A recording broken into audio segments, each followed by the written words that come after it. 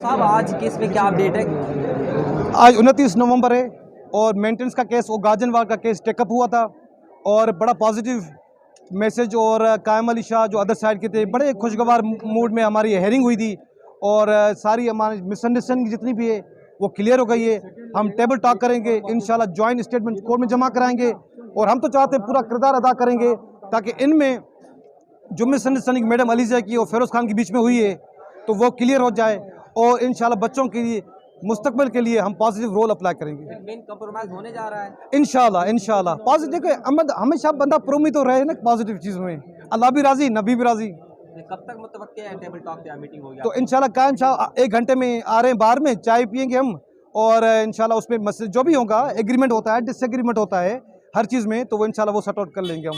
अच्छा अभी सिर्फ दोनों वकला की बात हुई है, क्या पार्टियां भी राजी हैं? मैडम अली से और फिरोज भी राजी भाई हैं? वकीलों का बड़ा पॉजिटिव रोल होता है, वकील को अगर चाहे पार्टी को अपना गाइड कर सकता है और बड़ा उसको एडवाइस कर सकता है पॉजिटिवली, बड़ा पॉजिटिव रोल होता है वकील का। तो आप कितना आप जो है मेंटेनेंस देने के लिए तैयार हैं? इंशाल्लाह अभी हमने उनको फार्मूला दिया है, एक पॉकेट मनी अलग से हो, एजुकेशन मेडिकल अलग से हो या लमसम हो, तो मजीद हसन साहब एडवोकेट हैं तो वो बताएंगे।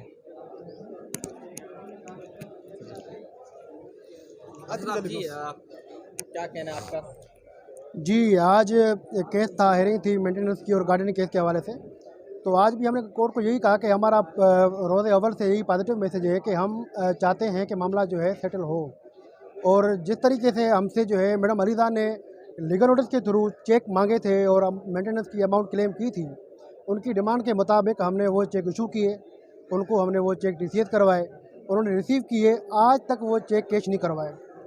तो यही बात हमने कोर्ट को बताया कि हम तो पॉजिटिव रोल प्ले करते आ रहे हैं, तो उनकी तरफ से अगर वो कैश भी नहीं करवाते और कोर्ट में मेंटेनेंस का केस चल रहा है और यहाँ पे कहते हैं कि बच्चों का खर्चा नहीं मिल रहा, तो ये एक मालाफाइड इंटेंशन दायर होता है और हम चाहते हैं कि मामला जो भी है, अगर कोई मिसअंडरस्टैंडिंग है या कोई चीज़ें हैं, हम टेबल टॉक करने के लिए तैयार हैं। तो हम अपना रोल प्ले कर रहे हैं, मजीद जो होगा वो डिसाइड करेगी कोर्ट करेगी और अगर आउट ऑफ कोर्ट वो बैठ के टेबल टॉक करेंगे तो हमें कोई एतराज़ नहीं है, हम सारे मामलात को रिजॉल्व करने के लिए तैयार हैं। आप जो फिरोज़ खान के वकील हैं अब ये दावा कर रहे हैं कि तमाम तर मामला जो है ऑलमोस्ट सेट हो गए हैं, अब सिर्फ एक टेबल टॉक करनी है, मीटिंग करनी है। तो पहले तो ये बताएं कि आया ऐसा कोर्ट में कुछ हुआ है? जी बेहतर होता, हमारी भी यही उम्मीद है, पार्टीज़ जो है ना अगर इस चीज़ पे राज़ी हो जाती हैं तो ठीक है, लेकिन उसका एक तरीका होता है। कोर्ट में जब केसेस चल रहे होते हैं तो आउट ऑफ कोर्ट पार्टीज़ के बीच में, उनके लॉयर्स के बीच में लेटर्स एक्सचेंज होते हैं, उनका रिप्लाईज आते हैं, उसके बाद ये चीज़ एग्रीड होती हैं। 14 नवंबर को हमने इनको एक लेटर लिखा था जिसमें हमने उनको कहा था कि बच्चा पिछले 3 माह से स्कूल नहीं जा रहा, अगस्त में स्कूल खुलें, बच्चे का अभी तक जो है ना एडमिशन नहीं हुआ जौहर के स्कूल में, एक प्राइवेट स्कूल में जो उनके बिल्कुल घर के करीब है।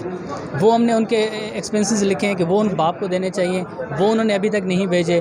साथ साथ हमने लिखा कि बच्चों की जो ट्यूशन फ़ीस है, कुरान एजुकेशन फ़ीस है, बच्चों के जो मेडिकल एक्सपेंसेस हैं वो काइंडली दिए जाएं बच्चों को, क्योंकि सबसे जो अहम प्रायोरिटी है इस वक्त बच्चों के लिए वो यही है कि बच्चों की एजुकेशन और हेल्थ को नुकसान ना हो।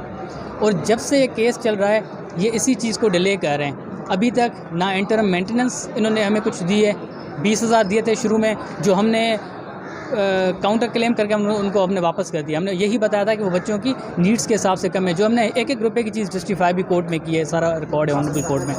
उसके बाद हमने इनको एक अमाउंट दी कि आप इतनी अमाउंट बच्चों की एक्सपेंसेस की मद में दें, भले खुद चीज़ें बच्चों को लेके दें, लेकिन वो भी अभी उन्होंने नहीं दी। बच्चों की एडमिशन अभी तक रुकी हुई है, जो उनका बेटा है फिरोज़ खान का, अभी दिसंबर आ गया है, अगस्त से उनको स्कूल स्टार्ट करने थे, दिसंबर तक अभी तक उसकी एडमिशन नहीं हुई।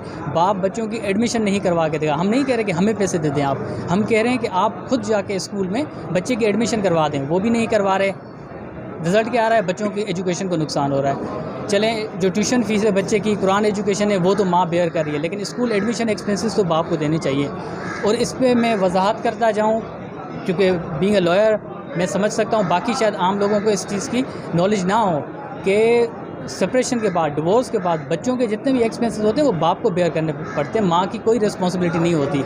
ये जो माँ या नाना या उनके जो ननियाल की तरफ से जो एक्सपेंसेस हो रहे हैं गुडविल में रजिस्टर में हो रहे हैं और बच्चों के लिए हो रहे हैं, क्योंकि माँ की प्रायोरिटी बच्चे हैं। इसी वजह से माँ अपने माँ बाप से भी चीज़ें लेके और बच्चों के एक्सपेंसेस पे कर रही हैं, स्पेशली एजुकेशन और हेल्थ। लेकिन बाप को अभी तक 3 महीने से केस चल रहा है, 4 महीने से बच्चों की स्कूल स्टार्ट हो गया है, अभी उनको कोई परवाह नहीं है। आज भी उनको जवाब जमा करवाना था, रिटन स्टेटमेंट फ़ाइल करनी थी, एक्सपेंसेस वाला जो मेंटेनेंस का सूट है उसमें, आज भी उन्होंने नहीं किया। आज चले ऑनरेबल कोर्ट के जज साहब एब्सेंट थे, लेकिन वो कोई चीज़ फ़ाइल हो सकती है कोर्ट में, उस पर जो लिंक जज हैं वो बिल्कुल उस चीज़ को एडमिट कर सकते हैं कोर्ट में, लेकिन आज भी उन्होंने ये चीज़ नहीं की। तो जो इनका जो रोल लग रहा है, कोई सेटलमेंट का कोई आज बात नहीं हुई। हाँ, ये बात हुई है कि अगर हमने आपको जो लेटर लिखा है, आप उसमें जो वही हमने चीज़ें लिखी हैं जो आपने एडमिट की हैं, अगर उस पर आप एडमिटेड हैं तो आप हमें रिप्लाई में एक लेटर लिखें, उस पर एग्रीड हो जाएंगे, हम तो कोर्ट में जाके उस पर हम ऑर्डर करवा लेंगे कि हम इन 3-4 चीज़ों पे एग्रीड हैं। जो डिस्प्यूटेड चीज़ें होंगे उस पर केस चलेगा। अच्छा, आपकी तरफ से कुछ फाइल कराया गया आज जो अदालत ने लास्ट डेट पे कहा था एजुकेशन के हवाले से?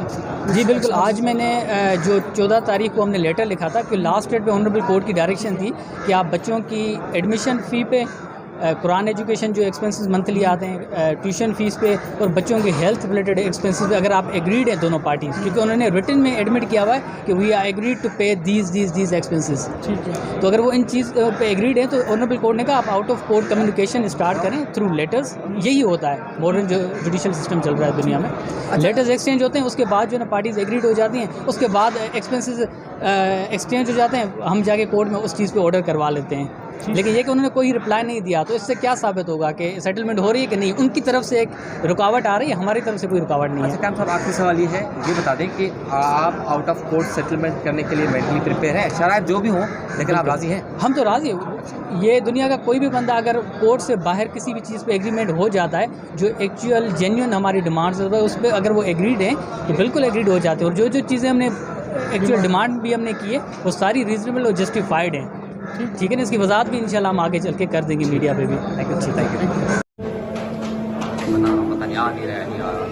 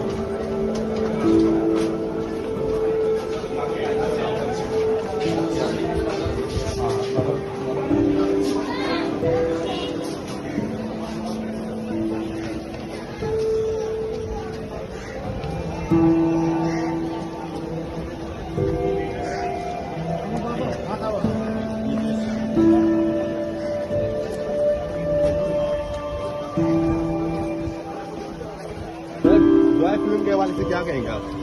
बताएंगे, हम बताएंगे आपको, वापस आकर बताएंगे। बच्चों की मीटिंग के हवाले से बता दें। मैं आ रहा हूँ ना, तो फिर दे रहा हूँ। ठीक है।